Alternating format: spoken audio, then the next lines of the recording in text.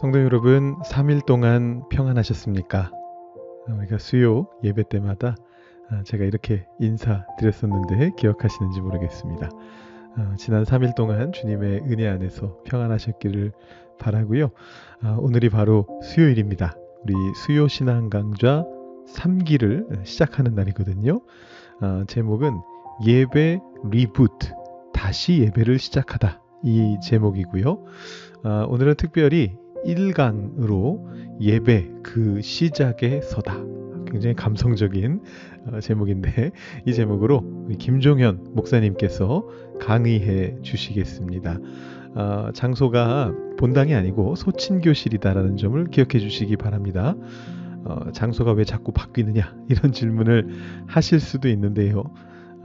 강좌의 어떤 주제에 따라서, 또 오시는 분들의 상황에 따라서 여러 가지로 최상의 신앙 강좌를 이제 위해서 고민하는 그런 중에 있습니다. 그래서 어쩌면 장소뿐만 아니고 시간이라던가 어떤 방법이라던가 이런 것도 저희가 강좌를 진행하면서 조금씩 바뀔 수도 있습니다. 올 한 해 동안에 그렇게 좀 우리 성도 여러분들을 위해서 신앙 강좌를 잘 준비하려고 하는데, 여러분들께서도 조금씩 불편하신 부분이 없지 않아 있으시겠지만 협조해 주시고 응원해 주시면 감사하겠습니다. 오늘 오후 3시 소친교실에서 예배에 대한 수요신앙 강좌 3기 시작하는데요. 많이들 와주시면 감사하겠습니다. 오늘 우리는 느헤미야 이야기로 넘어가게 됩니다. 느헤미야는 에스라에 이어지는 내용이고요. 포로기가 끝난 귀환기의 역사를 다루고 있는 그런 내용입니다. 사실 제가 에스라서를 소개하면서 전반적인 내용들을 설명을 다 했기 때문에 넘어가려고 하는데요. 핵심적인 것만 한두 가지 더 살펴본다면, 이제 중심 인물은 느헤미야입니다. 그리고 에스라도 중간중간에서 중요한 인물로 이제 등장하게 되는데, 주로 이제 8장에서 에스라가 나오게 되고요. 느헤미야서의 구조를 이제 살펴보시게 되면 크게 세 파트로 나눌 수가 있는데, 먼저 1장부터 7장까지는 느헤미야의 영도 아래에서 예루살렘 성벽을 재건하는 이제 그런 내용이고요. 8장부터 12장까지는 언약을 갱신하는 어떤 율법 낭독의 장면, 또 초막절 준수, 그리고 제사장과 레위인의 명단을 다시 한번 보여주고 나서 성벽 봉헌식을 하는 이제 그런 내용들이 등장하게 됩니다. 그리고 마지막 13장에서는 느헤미야가 한번 왕이 이렇게 돌아오라 이렇게 명령을 내려가지고 이 페르시아 바사로 돌아갔다가 다시 유대로 복귀하는 장면이 나오는데, 그 짧은 사이에 또 이 예루살렘 안에서 문제가 발생합니다. 그래서 그것을 개혁하는 그런 조치가 기록되고 있습니다. 그래서 느헤미야서의 구조도 에스라서와 비슷하게 기본적으로 성벽 재건의 내용과 삶의 문제, 이렇게 두 가지 파트로 나뉜다 볼 수 있겠고요. 다만 비중은 에스라서보다는 이 삶의 문제에 해당하는 부분이 조금 더 짧습니다. 한 장으로 돼 있고요. 대신에 이제 앞에 성벽과 관련된 내용이 둘로 나뉘어져서 12장까지 길게 등장하고 13장에서 윤리적 개혁의 내용을 넣고 있다, 이렇게 보시면 될 것 같습니다. 느헤미야 이해 이렇게 간략하게 살펴봤는데, 아래에 공간이 좀 남네요. 여기에다가 뭘 넣을까 하다가 이번 5월 달에 말씀을 한번 보여드리기로 했습니다. 마침 5월 달의 말씀이 느헤미야서 8장 10절 말씀이거든요. 아까 말씀드린 에스라가 등장하는 바로 그 장인데, 언약을 갱신하는 그 장인데, 느헤미야가 이렇게 말합니다. 너희는 가서 살찐 것을 먹고 단 것을 마시되 준비하지 못한 자에게는 나누어 주라. 이날은 우리 주의 성일이니 근심하지 말라. 여호와로 인하여 기뻐하는 것이 너희의 힘이니라, 라는 아주 힘있는 말씀을 하게 되는데, 이것이 우리 5월의 말씀입니다. 여러분 주보에 한 곳에 이렇게 실려있는 이 말씀을 보시면서 그냥 보고 넘기지 마시고 암송해 보시면 좋을 것 같아요. 제가 수요신앙 강좌 1기에서 말씀드렸었는데, 말씀을 암송해 놓은 것은 마치 초콜릿 바처럼, 우리가 등산할 때 지칠 때 언제든지 꺼내 먹을 수 있는 초콜릿 바처럼 우리의 신앙을 지켜주는 이제 그런 말씀이 됩니다. 그래서 한번 5월 동안 이 말씀을 쭉 읽으시면서 여러분들께서 계속해서 반복적으로 암송하시고 여러분의 것으로 만드실 수 있으면 좋겠다, 이런 생각을 해봅니다. 자, 느헤미야 2회 제가 한 장 꽉 채워서 말씀드렸고요. 자, 통독 가이드로 넘어가 보겠습니다. 근데 오늘은 통독 본문이 거의 묵상 본문 수준으로 상당히 짧습니다. 1장과 2장 2장 뿐이고요. 그 중에 1장은 불과 11절밖에 안 되고 2장은 20절이라서 합쳐서 31절밖에 되지가 않습니다. 이 대부분의 내용을 묵상해서 다룰 거거든요. 그래서 지금 여기 통독 가이드에서는 핵심적인 스토리만 짚고 넘어가겠습니다. 먼저 느헤미야 1장은 느헤미야가 고국 소식을 듣고서 기도하는 장면입니다. 그리고 느헤미야 2장은 그렇게 기도를 하면서 기회를 노린 끝에 느헤미야가 마침내 왕 앞에 나아가서 자신의 귀국을 허락받고 유대로 귀국하게 되는 그런 장면입니다. 대단히 간단한 내용이죠.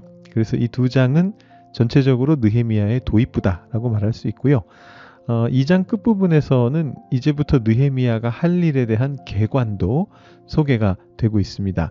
느헤미야가 밤에 말을 타고 무너진 예루살렘 성벽을 둘러본 다음에 유다 사람들 앞에서 이 성벽을 재건하자 이렇게 말하면서 기운을 불어넣는 그런 장면입니다. 그래서 이를 통해서 이 느헤미야서의 주요 캐릭터와 상황, 또 향후 전개 방향, 이런 것들이 모두 다 공개되는 부분이 바로 이 느헤미야 1장부터 2장이다 라고 보시면 되겠습니다. 자, 그럼 그 안에서 오늘 무엇을 묵상할까요?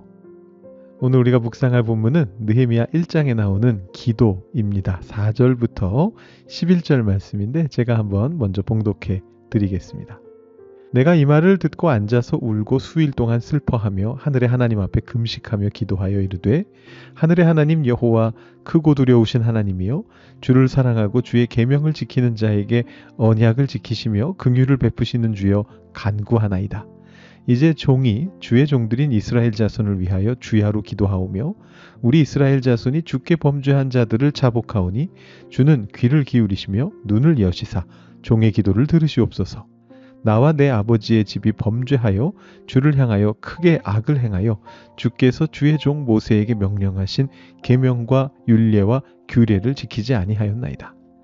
옛적에 주께서 주의 종 모세에게 명령하여 이르시되, 만일 너희가 범죄하면 내가 너희를 여러 나라 가운데에 흩을 것이요 만일 내게로 돌아와 내 계명을 지켜 행하면 너희 쫓긴 자가 하늘 끝에 있을지라도 내가 거기서부터 그들을 모아 내 이름을 두려고 택한 곳에 돌아오게 하리라 하신 말씀을 이제 청하건대 기억하옵소서. 이들은 주께서 일찍이 큰 권능과 강한 손으로 구속하신 주의 종들이요 주의 백성이니이다. 주여 구하오니 귀를 기울이사 종의 기도와 주의 이름을 경외하기를 기뻐하는 종들의 기도를 들으시고 오늘 종이 형통하여 이 사람들 앞에서 은혜를 입게 하옵소서 하였나니 그때에 내가 왕의 술관원이 되었느니라. 아멘. 우리는 지난 주말 동안에 예수님의 기도학교라는 제목의 부흥 세미나를 진행했습니다. 보은한인교회의 고영민 목사님을 모시고 귀한 가르침을 들었죠.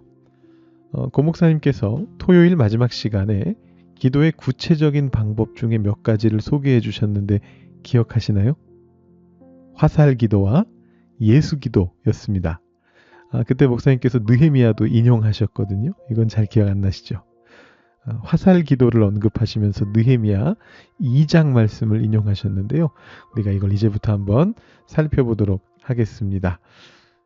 오늘 말씀에서 저는 느헤미야를 통해서 기도를 배울 수 있겠다 이런 생각을 했습니다. 그래서 토요일 세미나 제목에서 본을 따서 느헤미야의 기도학교 이렇게 제목을 붙여봤습니다. 우선 우리가 읽은 1장의 기도는 아주 정석적인 기도를 보여주고 있습니다. 느헤미야는 불탄 예루살렘 성에 대한 소식을 듣고 마음이 아팠습니다. 이 소식을 자신이 듣게 된 것이 무슨 의미인가? 하나님께 어떤 계획이 있는가? 자신이 무엇을 해야 하는가? 이런 것들을 질문하면서 기도의 자리로 나아갔습니다. 자, 이것은 우리에게 기도의 자리로 나아가는 계기가 무엇인지를 알려줍니다. 물론 아무 계기가 없이도 기도의 자리로 나갈 수 있습니다. 하나님과 친밀한 관계가 있다면 가능하죠. 그런데 계기가 없으면 그 기도가 파워를 가지는 것은 쉽지가 않은 것 같습니다. 왜냐하면 인간이 연약한 존재이기 때문입니다. 그래서 뭔가 계기가 있으면 더 좋은데 이 경우에는 이 느헤미야가 들은 고국에 대한 슬픈 소식이었습니다. 우리가 지난번에 고국의 산불에 대한 소식 들으면서 이제 특별 헌금 했던 적이 있었지 않습니까? 소식을 들으면 거기에 마음이 움직이는 겁니다.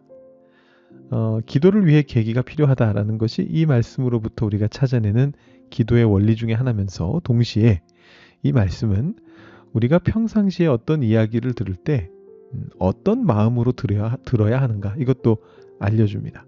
슬픈 소식을 듣고 혹은 어떤 상황을 마주치고 보고 거기에서 왜 이 일이 일어났는가? 왜 이 말이 나에게 들려왔는가? 나는 무엇을 해야 하는가?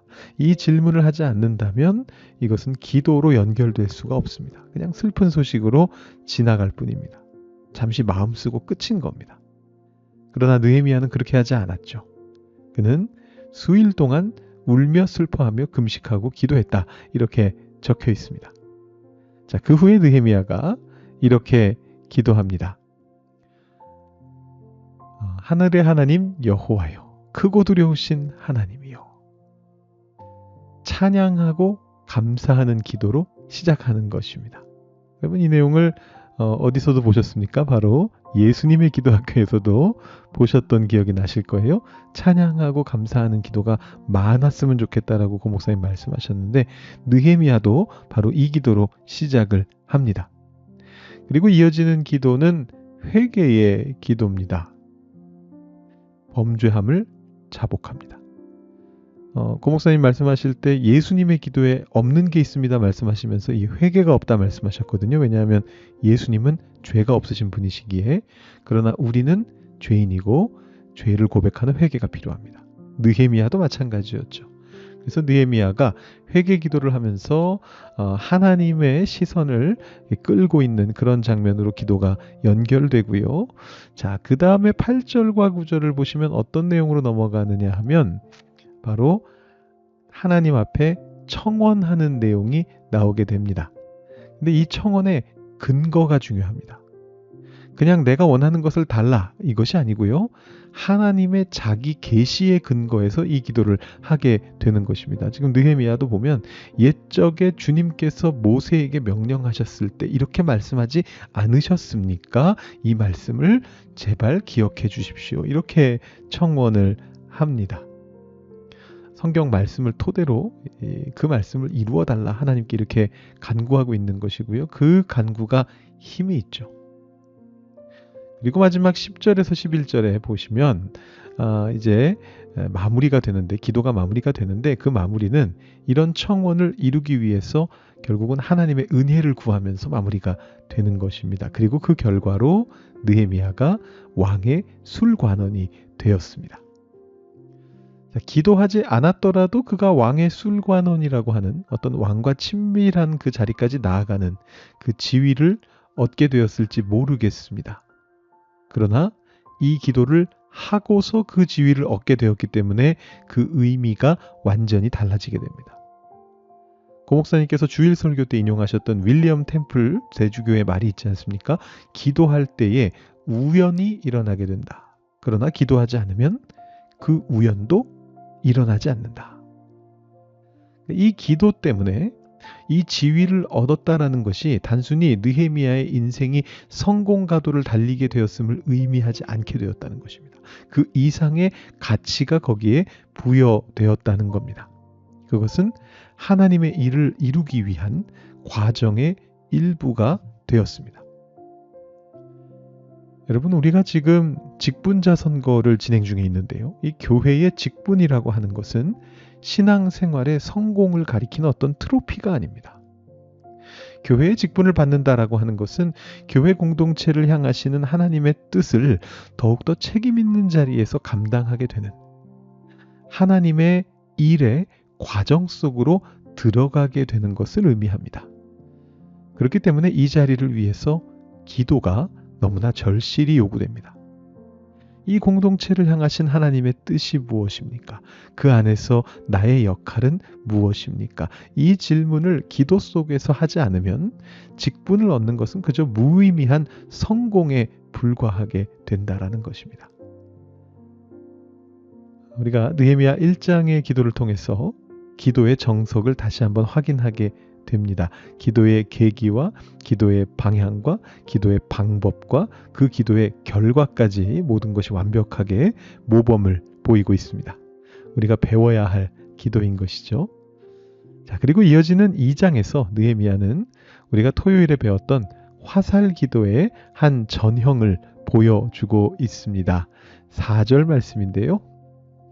내가 곧 하늘의 하나님께 묵도하고 이렇게 되어 있죠.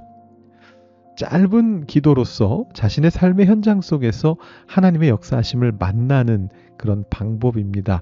아마 기도 내용은 이런 것이었겠죠. 이런 기회를 주신 하나님 감사합니다. 또는 주님 지금입니다. 저를 도와주십시오. 또는 주님 저를 지혜롭게 하셔서 적절한 말을 적절하게 할 수 있게 해주십시오. 아마 이 정도의 아주 짤막한 기도를 하였을 것입니다. 제가 수요신앙 강좌 2기에서 사순절 영성 얘기할 때 매 순간에 평시호흡의 기도다라고 묘사했던 것과 유사한 그런 기도의 방법이거든요. 잠깐 기도하는 것. 이 화살 기도의 한 형태로서 고 목사님이 제시하셨던 예수 기도라는 게 있었는데 그거는 주 예수 그리스도여 저를 불쌍히 여기소서라는 그런 기도였습니다. 우리가 이런 기도들을 통해서 삶 속에서 쉬지 않고 기도할 수 있게 되는 것이죠. 자, 이렇게 우리가 느헤미야 1장과 2장을 살펴봤고요. 기도를 배울 수 있었습니다. 정석적인 기도를 1장을 통해 배웠고 삶 속에서의 짧은 화살 기도를 2장을 통해서 배웠습니다. 여러분들께서 지난 주말에 배우셨던 바로 그 기도인데 그것을 또 오늘 느헤미야를 통해서 다시 한번 배우셨거든요. 여러분 그 기도를 여러분의 삶 속에서 실천해 보실 수 있기를 바랍니다. 우선은 1장의 기도부터 시작하시죠. 1장 내용을 다시 묵상해 보시고 우리 이제 남은 시간 음악 들려드리는 동안 하나님 앞에 귀한 계기에 그 기도를 올려드릴 수 있기를 바랍니다. 그리고 오늘 하루의 삶 속에서 2장의 화살 기도를 행하시면서 하루 종일 복된 은혜에 잠겨 계실 수 있기를 축원드립니다. 남은 시간 동안 묵상하고 기도하신 후에 오늘 새벽 묵상 마치시기 바랍니다.